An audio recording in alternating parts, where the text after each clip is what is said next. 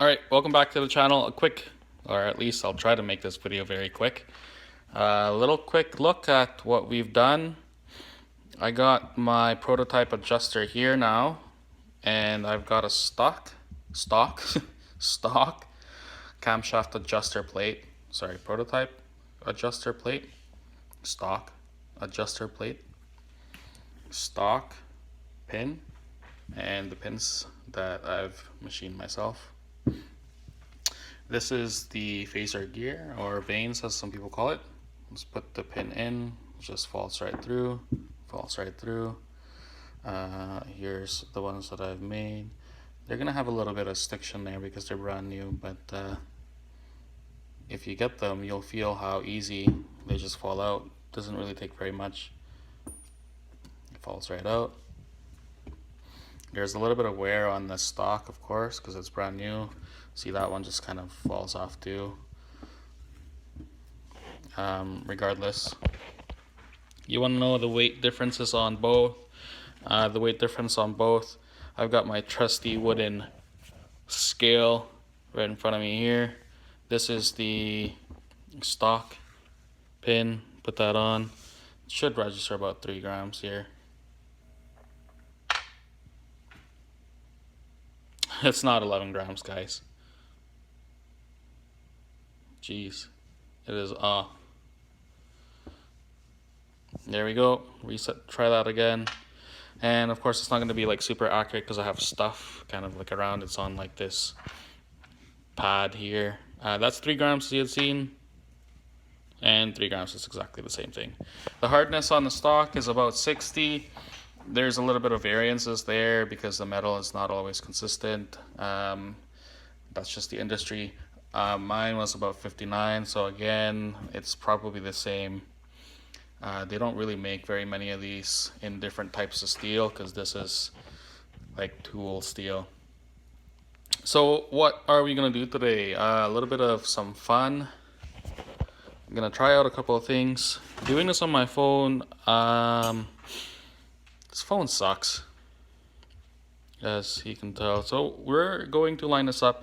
Try to replicate what your adjuster noise would sound like if it's really broken.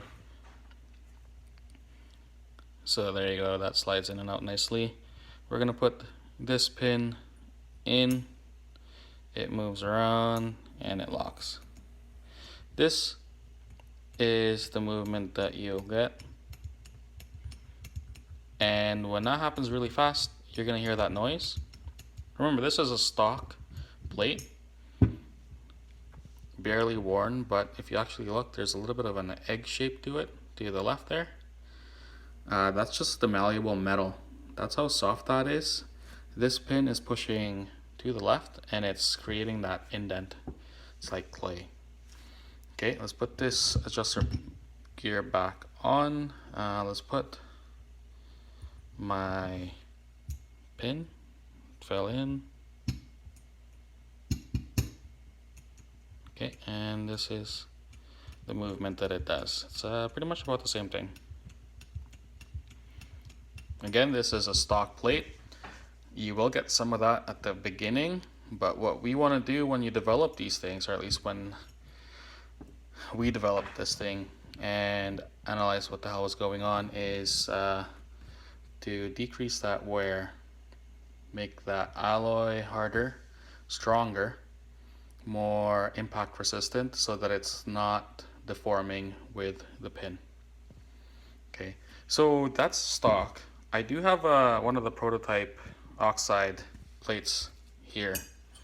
As you can expect, when metals are a lot stronger, the density goes up, the metal is a little bit heavier. So it'd be nice to see what kind of movements we get out of this guy. That's a stock pin, falls in. Well, doesn't move as much, so we've made that clearance a lot tighter, but of course that tighter clearance means more material wrapped around the pin, so it's going to be a little bit heavier, of course. Okay, let's take this out, put that pin back, and let's grab the pin that we have made. spinning.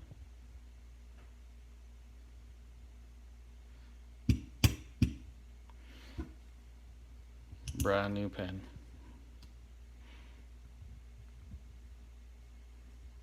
There you go. Same thing, a little bit less movement there. I can't really measure it very well, but much more improved than stock. Take that out, the pin stays in place, just slides right out. Okay, let's put that gear out there. So what is our goal? Right now we've improved this. We've improved this in a few ways. We've maintained it. It's fairly reliable, very predictable, because we know the material that was used to improve this, and we also tested this material and you figured out the density, hardness. The new material is very, very consistent all across the board with all the tests with the hardness and impact resistance. We also through hardened it, so we're not mixing alloys at all. Okay, that's the replacement that we have. I'm out because everybody buys them, so I don't have any to show you right now. So I'm not too worried about that. The prototypes now, I did try to send a few prototypes out, and I do have them in cars. The only issue with this is that this is the through hardened material, but as you can see, it's black, so the alloy is encased, and that's the key word, encased. So there's a case of a harder steel that was infused with that metal. The thing with that is you fear if, let's say this is 60 Rockwell C. If this is 60 Rockwell C and I have an issue with it flaking off, that 60 Rockwell C piece of case metal is going to go elsewhere. It's going to go through the veins, and as you can see, this is probably billet, because if you look, no damage whatsoever, hey?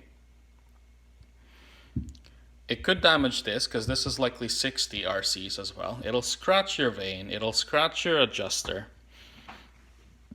and it will scratch everything it touches all the way till it gets filtered out by the oil filter.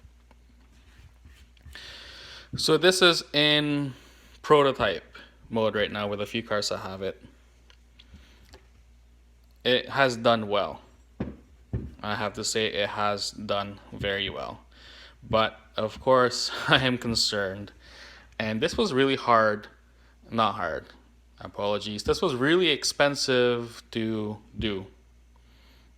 And but we might get a good return out of that. And this could be like, this is about the same hardness as this. So if you're bulletproofing things, we look into this alloys, and this is probably where we want to go. However, we need a lot of mileage on it, and right now we're putting a lot of mileage on them and seeing how it works. They've been doing well. So what's the next thing?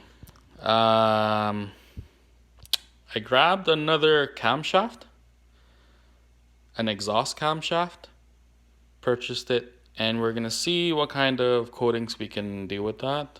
I still have the other camshaft that I haven't cut at this point because I've been quite preoccupied. And once that new camshaft comes in, we will continue with the camshaft research and go from there.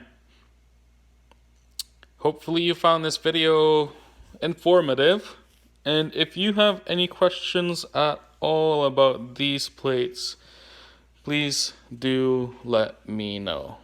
Oh, and I may be repeating myself, but why did we develop OEM replacement plates?